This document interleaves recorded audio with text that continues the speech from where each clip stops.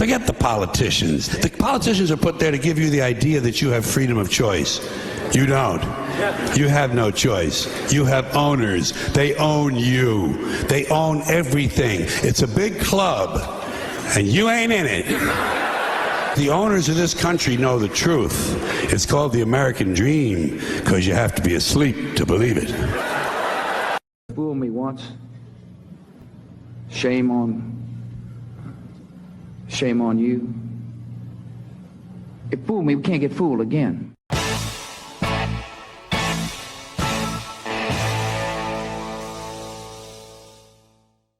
All right. Welcome, everyone, back to Reframing the Narrative, episode 5, which is The Illusion of Money. And today we are so thrilled to have Amy Voluntary with us as a special guest. And Amy and I know each other from back in the day being the scamdemic when that kicked off, and organizing some resistance in the Eastern Bay of the San Francisco Bay Area. And we've been friends in real life ever since. And just really happy to have Amy, and we'll let her share some of her perspective here shortly.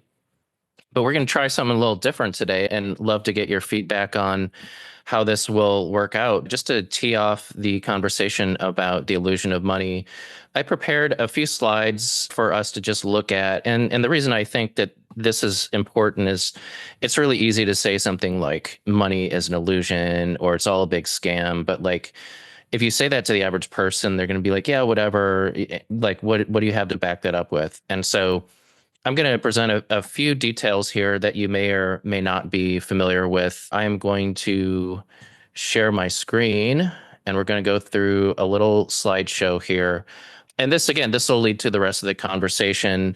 And so without further ado, we're talking about money, and a couple really good quotes here. This one I found by Oscar Wilde, and it's relevant to what we were talking about over the past couple of weeks about paying attention and where you're putting your energy. And that really is true too when you're chasing money. So this quote from The Picture of Dorian Gray: "Nowadays people know the price of everything and the value of nothing." And of course, there's the famous passage from First Timothy that says, "The love of money is the root of all evil." But I think what a lot of people miss in that quote is that the last part about piercing themselves with many sorrows because of the love of money. And that's so true, I think, in many people's lives. But let's move on. So as I said, this episode is about the illusion of money, many different forms that can take. And of course, I think if you've been in the conspiracy world long enough, you know that the back of the dollar bill, if you are clever and know how those letters link together, they spell out Mason, as you see in this image here. But let's take a quick look at some of the milestones of money in the US. And some of this information you may have heard before, but some of it may be a surprise. So when the US was founded, it was founded on a bimetallic monetary system, meaning silver and gold were the standards backing the legal tender. But an interesting thing happened in 1873. The Coinage Act of 1873 discontinued silver as a standard and made gold the standard. So what's interesting about the Coinage Act is that it was passed without a roll call or dissenting vote, meaning it didn't even make the Senate floor. And it was later discovered that the bill was edited by an enrolling clerk after the actual Senate session had ended. One of the senators from Virginia had called out that it was a complete forgery, and this had happened after the fact in the Capitol building in DC. So there was a lot of uproar about this happening in secret. But by time there was an effort to overturn it, what ended up happening was that it was more or less already law, and there were moneyed interests that made sure that the propaganda was put out in newspapers and people in public squares talking about how great it was to just have gold as the standard. So it ended up becoming law permanently.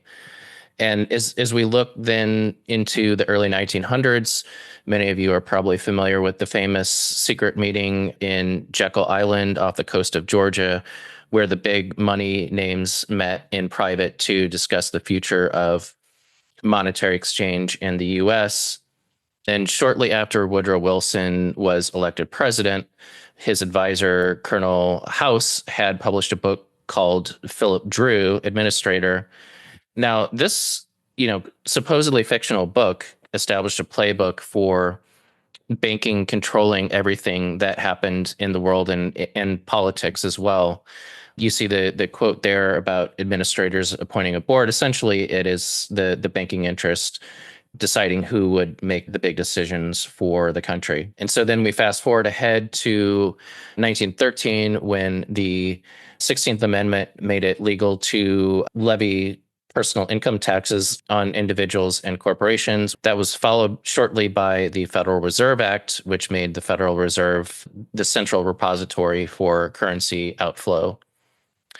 And in 1933, FDR had signed this Emergency Banking Act that mandated a week-long holiday that created a lot of disruption in the financial world. And he later went on a fireside chat to explain the logic and what happened, selling this idea to the American public that really put the 12 Federal Reserve banks in full control of currency and the financial system of our country. Interestingly enough, many people don't realize that 6 of the 9 leadership positions within the central banks are appointed by the bank owners of the 12 central banks. And not only that, it's interesting to note that the 12 banks have B shares of the banks, and the A shares belong to anonymous, powerful interests. And there's a pretty deep rabbit hole that you can go down, but this is just hitting the highlights of the progression getting to the Federal Reserve. And then if we look forward to shortly after that law was put in place, we had FDR signing Executive Order 6102, which made owning gold illegal. And that was followed shortly thereafter by the next executive order that made owning silver illegal. And then many years later, Nixon officially took the US dollar off of the gold standard. But by that point, it was already effectively the case anyhow. And it was not until 1974 that Gerald Ford had repealed the 40-year ban on owning gold. So you might wonder why I'm going through all this. And it should be obvious once we get into this discussion of money being illusionary and very arbitrary by the people in control as well. But just to tee things up is to kind of switching more to our modern day. A lot of people are into crypto. And if you look back at the history of that, the Bitcoin algorithm was created by the NSA, and it was in this paper called How to Make a Mint that you see listed there, specific to the algorithm SHA-256. And it was not until 2009 that Bitcoin was officially launched. And then it just late last year, Bitcoin hit $100,000 for the first time. So this all leads to not only a larger discussion about money, but also our guest, Amy Voluntary, is very much into crypto and into Pirate Chain, and she'll tell us quite a bit about that. But I hope this gives us a good framework for the discussion. And also, too, when you're out in the world and talking about money, you have a few facts to back up your position. So I believe that is, oh yeah, let's end with a couple quotes here. So great one about money being a new form of slavery by Leo Tolstoy, and also a famous quote by Woodrow Wilson, basically saying that even politicians are afraid of the money men. I'll let you read that for yourself, and feel free to pause this video and take that in, as well as the final one here that I'll show before handing the floor over. This was by Sir Josiah Stamp, who was the president of the Bank of England and the second richest man in Britain in the 1920s. Essentially saying that bankers own the earth. And you can see that in the first paragraph. I won't belabor the point by reading it all to you, but feel free to read that on your own time and pause this video. But it's a really great quote. And I think DJ and Amy probably have some other ones that are relevant here. So that's all for this presentation.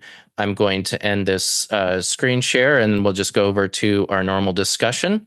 That was a long introduction on my part. I'd love to hand the floor over to you, Amy, and kind of let you give a discussion about, when you woke up to the realities of the financial system and how that led to you getting into crypto and some of the things that you've been into lately. Yeah, thanks, PJ, and thanks, Jake, and thanks for inviting me on, and happy to be here.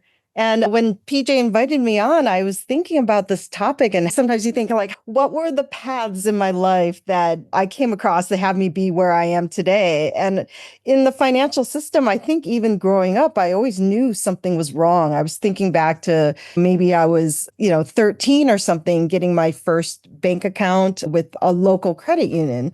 And I remember like depositing money in the account with my parents and then knowing for a fact, I'm like, wait, I just put my money in there. How come I can't get it out for a period of 3 days? And then, if I use an ATM or something, there's a fee and charge on top of that. So to me, inherently, there's something about the system that didn't seem fair to me. Then I entered the work world and you make money and you put it in the bank or you use your bank accounts, but still something always seemed a little bit off to me. And it wasn't until like digging more deeply.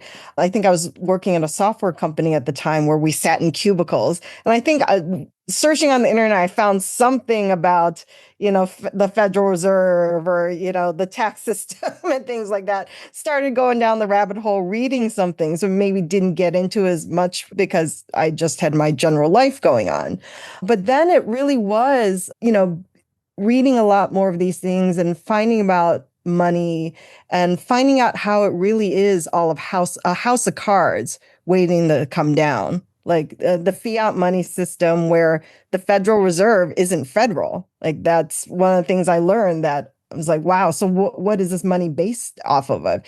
Versus a house of cards where a bunch of bankers that are not federal, where we're taught in the schools that we think it's official and it's federal and it's our government printing the money. But no, it's the Federal Reserve, which is named federal, sort of like the illusion to have us be confused. Versus that's when I got into gold and silver, became a gold bug, put some of my savings into gold, silver, and into storage. But along these lines, always thinking about these things like, well, what is money if it's not mine? Or, I earned this, but I'm like, the value of it's going down versus, if I hold gold and silver, then, if it's in my pocket or if it's like in a safe where I put it, then it really is mine. And that sort of led me when I first heard about Bitcoin and crypto as well. There's the original Bitcoin white paper that said big electronic peer-to-peer cash system. And then that's also been bastardized by the powers that be nowadays. Like if you say it's a peer-to-peer cash system, it's not used that. They're saying it's more like digital gold, where it was supposed to be money for the people. So along with that, I got into privacy coins like Monero and Pirate Chain. And I volunteer as a first mate with Pirate Chain, which is a private community-run cryptocurrency project. And if you're interested in that, I can talk about that more later. But the symbol for Pirate Chain is R or ARRR or R for pirates. And the website's piratechain.com. That's great. Thanks for that explanation, Amy. And, one thing, I didn't want to hog up too much airtime with my initial presentation, but one thing that a lot of people don't realize about the way money is created is it's actually debt. So when you go to the bank and get a loan, that money is created out of thin air, and then the bank in turn, by the standard rules of the Federal Reserve in a 9-to-1 ratio, then creates 9 times more money that it goes and lends out. So a simple way to think about that is if you take a $10,000 loan out, that in turn turns into as much as $100,000 and usually does. And that gets, so if you wonder how inflation happens, it starts at the source. I recommend a video called Money is Debt that you can find on YouTube. And for me, the first time I really got into understanding a lot of this was when I woke up after 9/11. One of the books that I had found in my exploration was The Creature from Jekyll Island by G. Edward Griffin. It's really a fundamental book for understanding, as Amy said, the house of cards that money is built upon. But at its core, money is debt, and then debt just spirals. The economy would fall to pieces without that debt being created the way it's structured currently. So Jake, you haven't said a word. I'm going to give you some airtime. I know you've got a ton of thoughts on this, and maybe you can tell us about, when you woke up to this reality and kind of where it led your progression and understanding. Thanks, PJ, and great to have you here, Amy. Really, what shattered the fabric of all my illusions was definitely that Tuesday morning in September And then from there, it was just off to the races. I mentioned it before, but the obvious fakeness of the so-called jihadist beheading videos hit me first after I was in a state of shock and PTSD for a while because I was very close to New York City when it happened.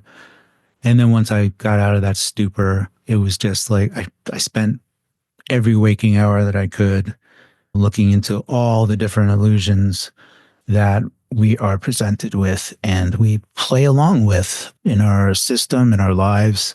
And one of them was definitely money as debt. If you look at the Federal Reserve notes, it doesn't even say it's money. It says for all debts, public and private. And I love that PJ referenced that really amazing cartoon video, Money is Debt, because that really put things into perspective for me. And that was only a few years after 9/11, but it was just before that I was already on board.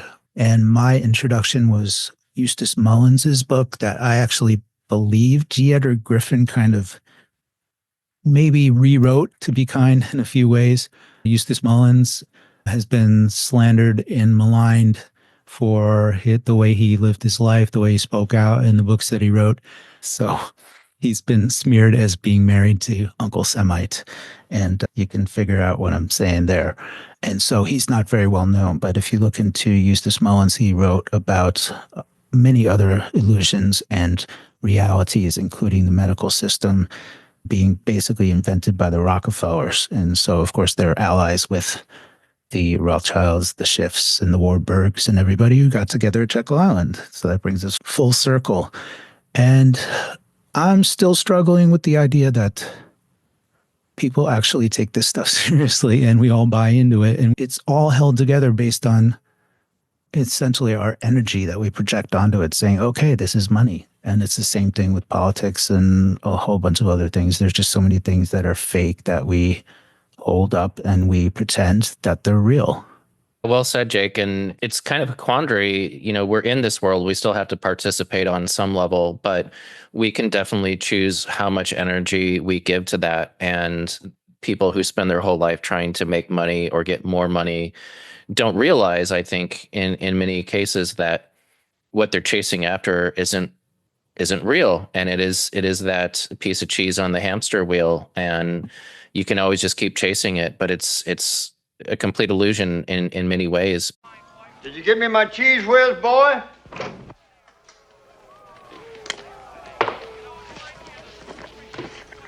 But you know, Amy, I know that you had mentioned that you're into privacy coins, and I had mentioned kind of at the end of my short presentation that we know that the origins of Bitcoin come from the NSA. So maybe you can tell us why, you know, you feel strongly about the privacy coins like a Monero or a Pirate Chain, and how that's different than perhaps compromised coins that exist, or the new trend like the Dogecoin, or, you know, you name it. There's a bunch of those out there. Like, what makes those special and worth paying attention to?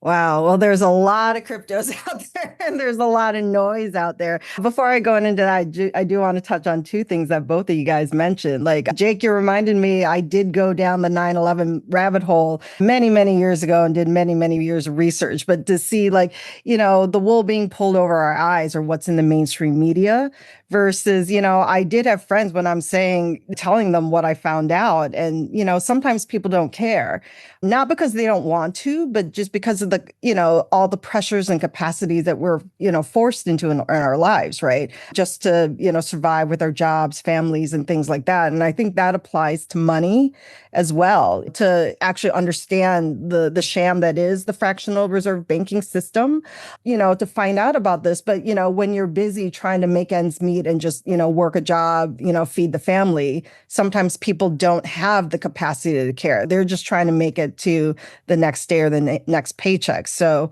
sometimes it's hard to, have people understand or even to have people at least attempt to wake up and that's how the system is set up to fool us. Like, they keep us on this hamster wheel that you're referring to, PJ, so that you don't have time to pay attention or have, time to think about how this is all working.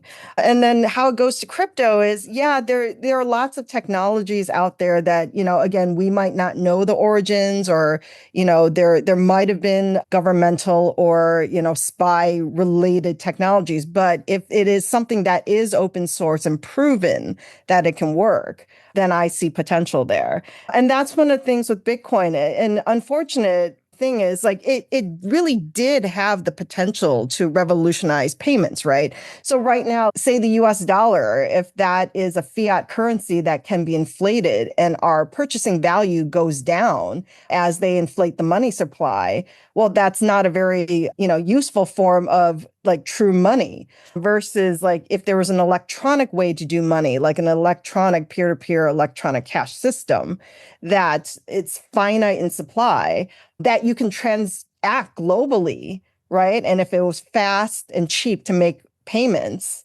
then that would be a way to revolutionize. And it was actually the way I explain Bitcoin to people. And I do encourage people to read the original Bitcoin white paper. You can find it on bitcoin.org. But yeah, it was originally Bitcoin, a peer-to-peer electronic cash system. And now it's been bastardized into something that it wasn't, right? No, like very few people use Bitcoin today to actually transact in something, right? You have the Bitcoin maxi saying like, no, you hodl it, you hold on for dear life, and you hold it as an asset to wait for the value to go up, which was never the intention of the original Bitcoin white paper. So there's this system that, could have revolutionized peer-to-peer transactions if it was a cheap, fast payment system. And now it's riddled with high fees and people hold on to it. It's actually now a slow, clunky system. There's another book out there that I'd recommend people reading. It was called Hijacking Bitcoin by Roger Ver. And he dropped some major bombs in that book explaining how Bitcoin was hijacked from the original intention. So again, not saying that the origins of cryptography, but again, as an open source system, you can see in the code what happens. So then given that, the point is for Bitcoin is, and if people don't already know this, and that could be some of the mainstream media saying this, they're like, oh no, Bitcoin's used by like terrorists and drug money, right?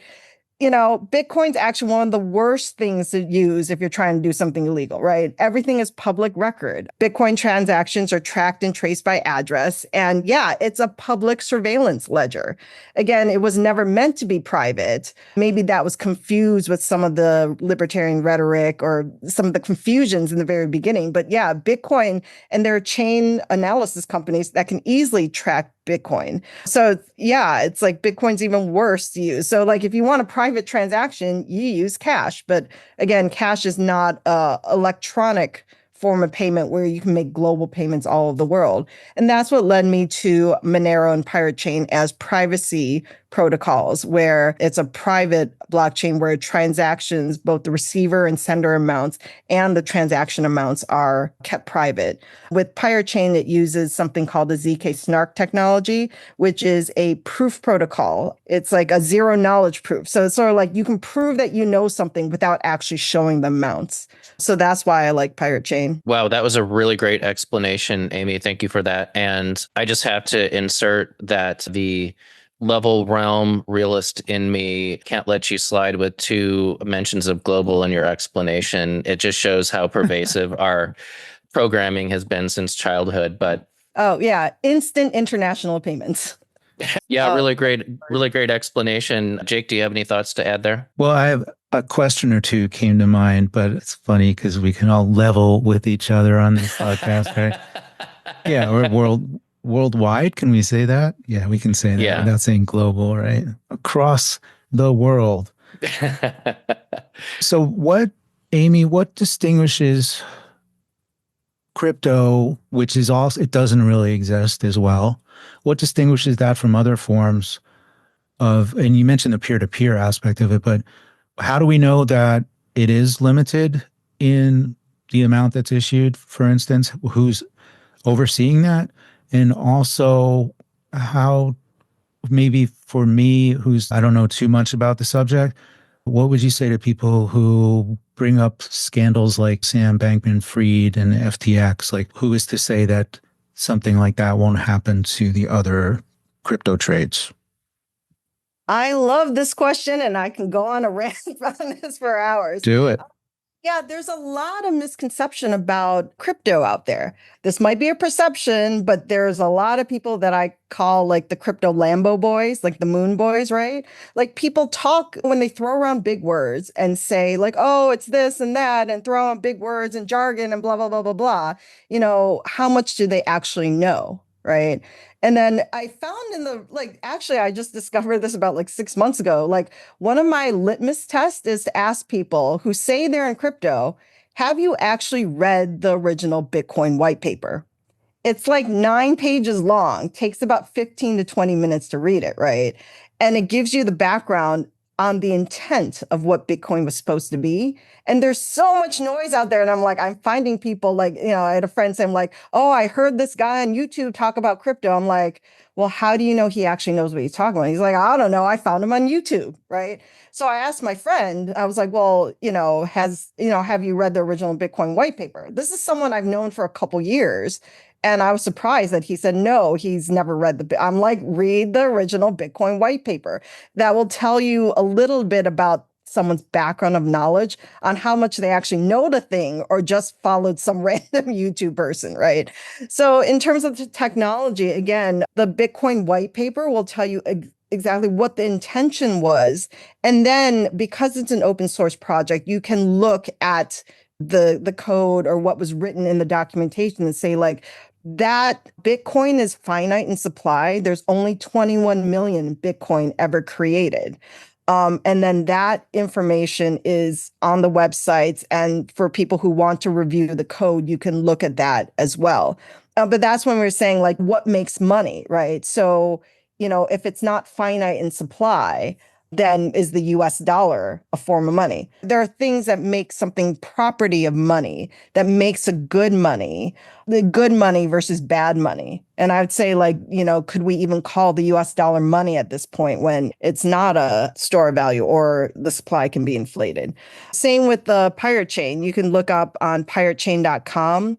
/white paper, there's a white paper outlining, what's coded in the code itself, in that there's only 200 million pirate chain ever created.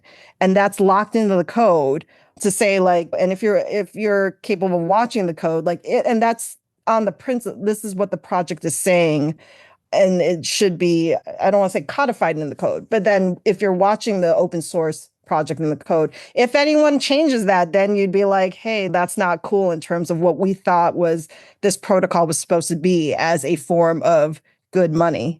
The two main markets, the largest by terms of market share in crypto right now is Bitcoin and Ethereum. And again, the powers that be in the PSYOPs said, no, you can't do smart contracts on Bitcoin. Therefore, that's why we needed to start Ethereum.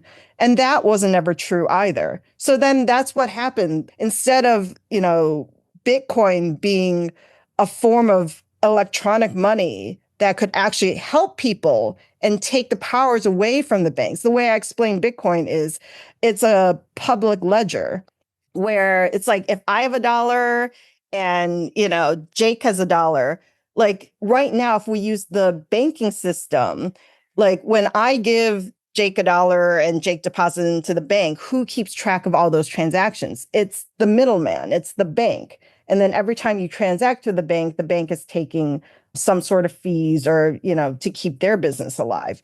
But the way Bitcoin works is if I have $1 and you have $1 and I give you $1, therefore Amy has $0 and Jake now has $2, who gets to write the official transaction? So how Bitcoin works is instead of the middleman writing down the transactions, everybody's writing down the transaction saying, okay, Amy now has $0, Jake has 2. But when you have everybody keeping ledgers, who makes the official record? And that's why Bitcoin's sort of dumb in that it uses proof of work mining. So all these computers and all these networks, they're just crunching numbers to solve a puzzle. And then the first computer that says, hey, I know the answer to the puzzle, it's 42. And then 50% of the network checks the answer and like, yes, you are correct. You found that answer first. Then that computer gets to write the official record that Amy has $0 and Jake has $2 in the official record. And that's why it's called a blockchain, because each of these, pieces of information are chained together. So the way Bitcoin works is really as a triple entry ledger accounting system. Like, how do you create a financial system where there's so many participants, but who makes the official record? When we use a banking system, the bank is the middleman that keeps track of all these records. Versus the way Bitcoin works, it's sort of a dumb system, but it uses something called proof of work. And that's what all these computers are doing. And when they're saying they're mining Bitcoin, they're the ones actually keeping an official ledger account of all the transactions. The triple entry ledger is what the miners are crunching numbers to solve a puzzle, to say, I found the answer to the puzzle, it's 42. And the rest of the network checks the answer to make sure it's correct. And then once that answer is correct, then that computer and that miner writes the official record onto the blockchain network. So that's how you have a system of all these computers keeping track of all this information and yet still maintaining one official record. That makes sense to me, and I don't know much about crypto at all. So this is all computerized, it's all electronic, and it necessitates the use of technology. How can you kind of assure people that it's not going to just be wiped away? Yeah, I'd have to say, like, keep backups and hedge all your bets, right? So the way the Bitcoin blockchain network works is, as long as one computer survives, it's communicating the network protocol, right? And it's not necessarily by internet.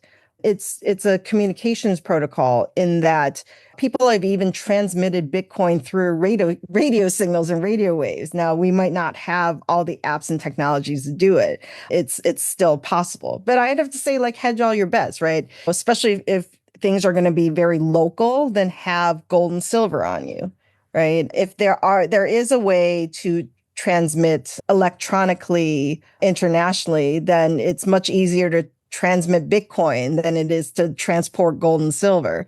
So like different use cases for different things. But I mean, if it comes to that point, I have to say your most important things are food, water, and shelter versus, like a hunk of gold or silver or your Bitcoin, because you can't eat your gold, silver, and Bitcoin. Well said. I'd also like to encourage people to collect the precious metals known as lead and brass if things get really bad.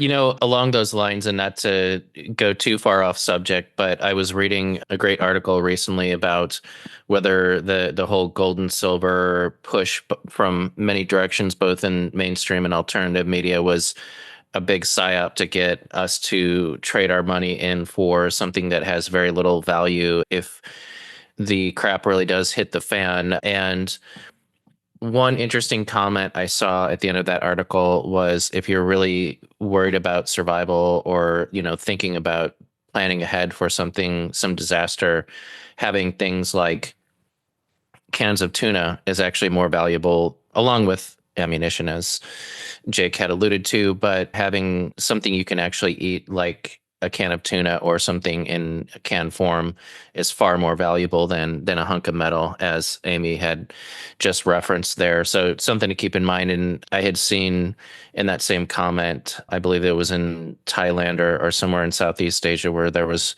one of the dictatorships and revolutions, and cans of tuna was actually a currency at that time when things had got really disastrous. So just something to keep in mind.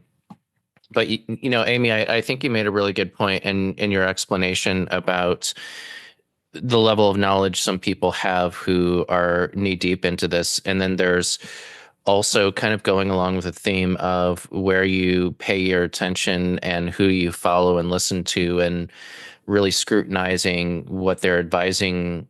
I saw in the alternative movement or alternative media over the past several years, there have been some particular folks who gained a large audience and have a big platform who would advise people of certain types of new crypto, it would seem that a lot of those followers would then go buy it. The price would go up, and then it would get dumped, and then everyone who invested in it would end up in negative or break even in best case scenario. Any comments there, Amy, from you being in the crypto world and talking to a lot of people? Like, have you witnessed some of that pump and dump firsthand? And, any of these conferences, have you encountered some of these perhaps shady characters who make a living off of other people's trust, I suppose? Yeah, I have a lot of comments and rants about this as well. And I want to go back and touch on something Jake mentioned. I forgot to respond to as well. First of all, I don't believe in proof of stake coins. So again, what's value and what's money, and the powers that be or the powers that shouldn't be, right? The reason why Bitcoin is such a dumb system, and it's sort of like it works because all these miners are crunching numbers it's sort of like a fair lottery process to see which miner gets to crunch the number, win the lottery, and win the number to write the blockchain. People complain that it's energy intensive, but there are lots of things we spend energy on, right? But it's proof of work because someone actually had to do the work and spend real energy to crunch those numbers to make a fair system. Versus proof of stake like Ethereum and Solana, whoever has more stake has more votes. So that, to me, those systems can be corrupted. If you have more stake, if you have more money, you are able to buy more votes, which means you can influence the system. And the way I explain that is like, it doesn't mean that, maybe the way they set up the system is unfair, but you can still influence the system. Like, for example, at a poker table, like the cards might be fair, but if you're the person with the bigger stack, you're still influencing the table through other means, even if the cards are fair. So to me, any proof of stake coins like Ethereum, Solana, I don't care about so much, right? Yes, you can make money on them. But again, if you're going back to principles on what this technology was supposed to be, and not just number go up, right? Of course, people like when number go up, but at that point, you could be investing in Beanie Babies, right? At that point, you don't care what the stock ticker is. You don't care what, the company does or the product that it makes or what's today's new Beanie Baby. You're just counting on number go up. You're either betting on the number go up or you're trying to make money shorting something on money. That's why I'm saying most of these crypto people don't know anything about crypto at all. If all they care is about number go up and what's the new Beanie Baby that we think has number go up. And this is going back to the question Jake asked earlier too about FTX. If you look at the ones that collapsed, like FTX and things like that, the Sam Bankman-Fried fraud, they weren't actually crypto people either. Like a Coinbase, FTX, what they are is they're a bank. They're trying to be a bank for crypto. They're sort of like same as a bank is holding on to your dollars for you. What these companies were doing, like in FTX's case, was they're holding on to your crypto for you, and yet sort of like the fractional reserve banking system, they're taking your money and gambling with it, right? So it's the reason why they failed was because they didn't keep enough reserves to keep, that if everybody wanted to pull their crypto out, just like if everybody wanted to pull their, dollars out of the banking system, then you'd see the house of cards that it actually is, and it would fail. But these people weren't like in crypto. Like if you were looking at the technology, especially on the privacy side and things like that, we're encouraging people like, you hold your gold in your own house, right? You hold your gold in your pocket. Same as when you have your gold or silver at a depository, you're actually entrusting that to somebody else. But when shit hits the fan, like, what you've got on you is what you've got, right? Same with the gold. But yeah, for crypto, a lot of one of the terms people say is not your keys, not your coins. So if you're not holding your own crypto, then it's really no different than the banking system. Right. I think I saw a video of Alex Jones kind of remembering that he had been gifted a certain amount of, I think it was Bitcoin, just when it started. And he literally had lost the account and the keys, as you said.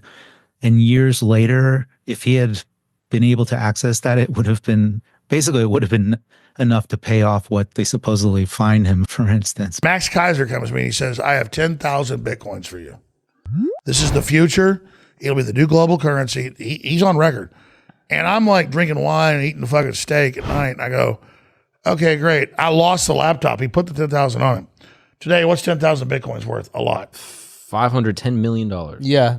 $510 million. You fucking idiot. My final question really that comes up is the way, Amy, you're describing how people behave around crypto. Is it kind of like what PJ in framing the way the Federal Reserve, just by force of habit, people just, maybe certain amendments and acts weren't even ratified, but people just started playing along and it got away, and that became the Federal Reserve note, became the currency. And in a sense, did crypto already, if it's a horse, did it already leave the barn too far for it to really get back to the spirit of it in those white papers that you reference? Yeah, I think it was corrupted and hijacked on purpose because it did, Bitcoin and other actual cryptocurrencies used as peer-to-peer electronic cash would have been, a threat to the financial system. And again, I mentioned it earlier, but yeah, that book, Hijacking Bitcoin, Roger Ver dropped some major bombs. The speculations that Bitcoin was hijacked, when you see all the things from like, oh, interesting, the people in this camp, they kept on getting DDoS attacked and over and over again. So obviously one point of view was not in line with, what somebody thought it should be. But yeah, it's unfortunate, but there's some of us still fighting to see if there's a glimmer of hope to have crypto, especially privacy crypto, be something that people can actually use as a form of sound money in electronic, private, peer-to-peer cash. Yeah. So I guess I have one more question for you, Amy. Given as much time and energy as you've spent in the crypto world and the level of expertise you have, I'd be interested in your reaction to something that I saw in my YouTube feed the other day, and it looked like clickbait to me. I don't even remember the person who had put this out into the ether to get people to bite on it, but there was one person who basically, by the headline, was claiming that through everyone's, I don't remember if it was crypto or Bitcoin specific, but was basically trying to say AI has everyone's keys now. Like it's just a matter of time that everyone's wallets disappear. Is that clickbait nonsense, or is there perhaps a reality there that we should be aware of? I'm not sure how the AI could get all your keys. I mean, there are some people who take extreme precaution on their keys. Like some people set up a paper wallet where like that number is never connected to the internet at all. So yeah, I think that could be an exaggeration. I'd say on the chain analysis side for public surveillance blockchains, like where, Bitcoin is an open network where if you have someone's address, right, Bitcoin's not anonymous, it's pseudonymous. So if you have anyone's Bitcoin, public address, those transactions can be traced, like, every time those payments are made. And with AI and technology, like, that's just a lot of data. But I mean, even without AI, these chain analysis companies are tracking and tracing that information today. So it's more like, it could be with AI, it's just a lot faster, can try, find out more information. And again, that's why I care about the privacy coins, where currently Monero uses Ring confidential transactions to obfuscate transactions. And then Pirate Chain uses zero knowledge proof technology, where the sender and receiver addresses and amounts are all private.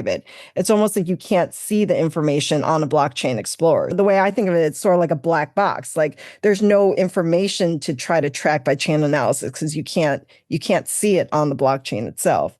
So yeah, like maybe, with AI, there's a lot of things that we do have to worry about, but depending on the cryptocurrency and the privacy protocol, the situation is different. But again, with something like public blockchains where the information about the transactions and the addresses are public, like Bitcoin, Ethereum, Solana. But yeah, that would be a problem if you are concerned about privacy in your transactions. That makes a ton of sense. And I've seen you help people in the past with getting started on crypto. And I guess my question for you would be, for people who are new to this or might be interested in dabbling but feel overwhelmed by the nomenclature and the various sites you could go to get started, because I think there are a lot of people out there looking to prey on those who are less informed. And so what general advice would you give to a listener who's like, well, maybe I want to hedge my bet a little bit and have a little crypto on the side? What would you suggest to them? It's hard because there's so much noise out there. And in crypto and in many things in life, sometimes the only person you can trust is yourself. And then it's sort of like if you're just following something like, hey, this is the new coin or token and new Beanie Baby. To me, that's gambling versus this is why I encourage people to go back to the original Bitcoin white paper and read that. It's on bitcoin.org. Again, it's only 8-9 pages. It takes you 15 to 20 minutes, but to just at least have some sort of background knowledge on what the original intent of cryptocurrency and Bitcoin was supposed to be. And that's what's interesting too, in that I think we've forgotten a lot about the origins and what the intent was. And it's sort of like if you're trusting somebody else with knowledge, then you're not trusting yourself. I feel like everybody should at least have some background knowledge on Bitcoin, and feel free to skip the equations. I skipped the equations, but just to read the text of like what was the intent of this technology. I'm on the privacy side. Again, I don't necessarily trust the surveillance coins like the Bitcoins, the Ethereums, and the Solanas, and all the other meme tokens that you can build on Ethereum, Solana. That's what most of the crypto noise is about. Like someone saying like, hey, we launched a token, it's an Ethereum token or a Solana token. Like even all the, stuff recently with the Trump and the Melania tokens. These were all Solana tokens, right? There's no technology behind it. They just launched a token and called it a name. That's why I call them Beanie Babies, right? I don't really care to know what's today's hottest Beanie Baby, because like that's chasing that to me is just ephemeral, right? Like there are better uses of my time. Not to say people can't gain or lose really fast, right? But I would say like start with a Bitcoin white paper. Even though Bitcoin is a public surveillance, coin, it is the one that's biggest by market cap. So I'd say to people, start with Bitcoin as well. Again, I don't care for Ethereum or Solana, the coins or tokens based on those coins. And then I suggest going to the privacy coins like Monero. You can find out information on getmonero.org. And then for a smaller cap privacy coin where I believe the privacy technology is actually better, that's why I volunteer for Pirate Chain. And you can find out information on piratechain.com.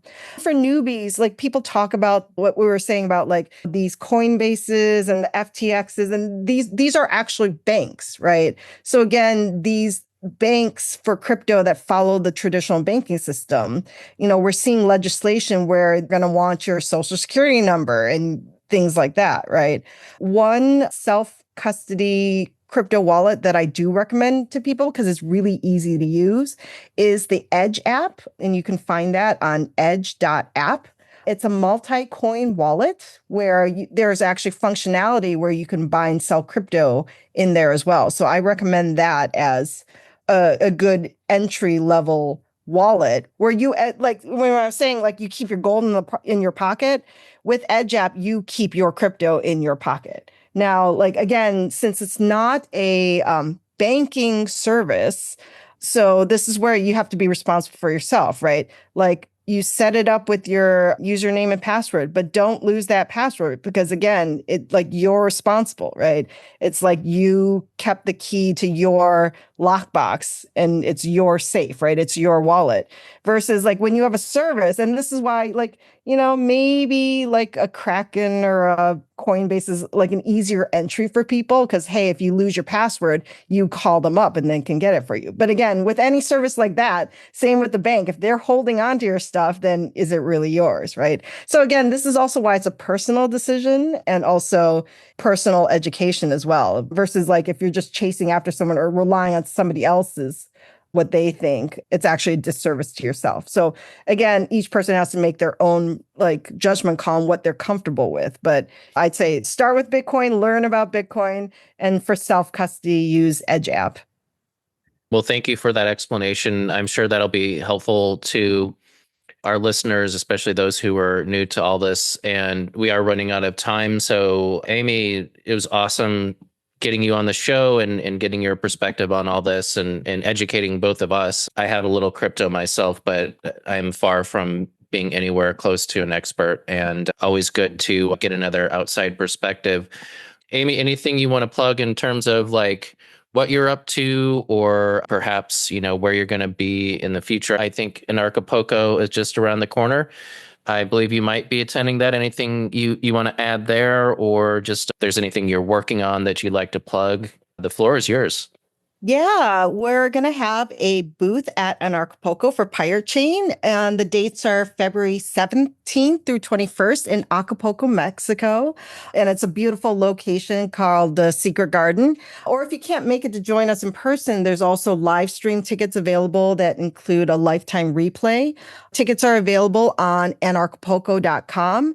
And we have a Pirate Chain discount code for 10% off all ticket types. And that code is PIRATE with a capital P. And then we're going to be there in person showing people how to download a Pirate Chain wallet and do a practice transaction. And this is where I think Pirate Chain actually has a very great use case for peer-to-peer marketplace events. The Pirate Chain's block time is only 1 minute, so it actually is very good for in-person transactions versus some other blockchains where there's a wallet lock time where you can't use the wallet after a transaction. So yeah, we're going to be showing people in person at Acapulco, and we'll have some things to talk about there as well. But yeah, it's always a great conference. You meet a lot of great people, and it's in Acapulco, which is just a beautiful location to be. So I'm really looking forward to it. Awesome. Say hi to Jeff Berwick and Max Egan for us. Those are two dudes worth checking out. Yep, I'll probably see them there. Don't go issuing a gefilte fish Bitcoin without getting me on board first, okay? Oh, wow. There could be so many memes with that one. I'm living for the memes, because especially since the left can't meme, we're going to out-meme them. Thanks for being with us today, Amy. I learned a lot, and I hope our audience did as well. Awesome. Thanks, you guys. It was great being here with you. Absolutely. So I think that is a natural conclusion for this week's episode, and definitely looking forward to everyone's comments. And if there's something you'd like us to cover or do a deep dive in, we're always open to suggestion. But until then, we look forward to seeing everyone next week on episode 6, and more to come there. And tune in at the same bat time, same bat channel, and we'll talk to you then.